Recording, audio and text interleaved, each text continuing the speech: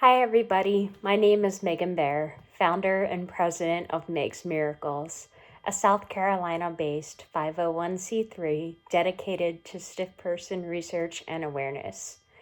Today, I would like to tell you a little bit about Meg's Miracles, how Meg's Miracles got its name, and a little bit about my journey. I was treated at the Children's Hospital of Pittsburgh from December 2012 to late 2016, and during that time, my doctor suspected that I had a rare neurological autoimmune disease called stiff person syndrome. I'll tell you more on that later. However, Meg's Miracles is so much more than just an organization name. I would like to tell you about the experiences that brought me to where I am today. On May 10th, 2016, my mom and I saw SPS neurologist Dr. Andrew McKeon at the Mayo Clinic to hopefully confirm a diagnosis. After being evaluated by Dr. McKeon, he did not feel that I had SPS. Instead, he thought it to be a functional neurological disorder. Nevertheless, he sent me for comprehensive testing on May 11th. I was beyond frustrated and did not want to go through the testing after he told me it was functional. At that point, I just wanted to go home. I was tired of fighting. After discussing it with my mom, I decided to have the testing. The testing included a series of x-rays, a tilt table test, sweat testing, labs, and so much more. The results were abnormal. My involuntary or autonomic nervous system was malfunctioning, but it was all thought to be due to anxiety. We were scheduled to see Dr. McKeon to follow up on May 12th. That morning, my mom was unable to arouse me. My dad was in Pittsburgh working in the ER as a doctor, and my mom and I were at the Mayo Clinic in Rochester, Minnesota, 14 hours away. She called him and he told her to call 911. The medics were convinced that I was having an opioid overdose, which my mom knew was not possible as I do not use narcotics.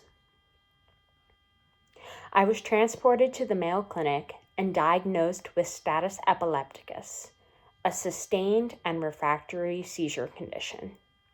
I was placed on a ventilator.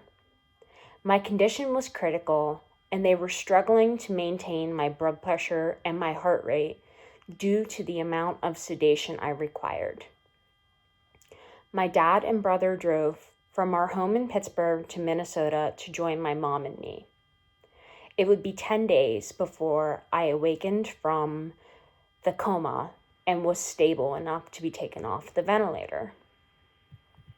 Despite Dr. McKeon not diagnosing me with stiff person syndrome, he did treat me appropriately with high-dose steroids and IVIG for 5 days. I awoke with severe neurological deficits. I had mild cognitive dysfunction, difficulty with speech, swallowing, abnormal movements, memory loss, and visual disturbances. This experience had taken a toll on me, but by the grace of God, I survived. I was told by my doctors caring for me that my conditioning from Taekwondo probably helped to save my life. We refer to my experience as the Mayo Miracle. My family and I believe that if I had not been at Mayo, I would not have survived. I am thankful that my mom helped convince me to stay for testing as I was very disheartened. It was truly a miracle that I survived with only transient neurological deficits for several months. Although I have long felt that I survived to fulfill God's plan, until recently, it was not clear to me as to what his plan may be. I never imagined I would be founder and president of the second nonprofit organization to raise money for SPS research and awareness in the United States. While this is all new to me, I am extremely excited for what's in store. That is the story behind Meg's Miracles. Thank you for listening, and feel free to comment with any questions you may have. I am planning another video explaining stiff person syndrome and how it affects me. Thanks again. Bye.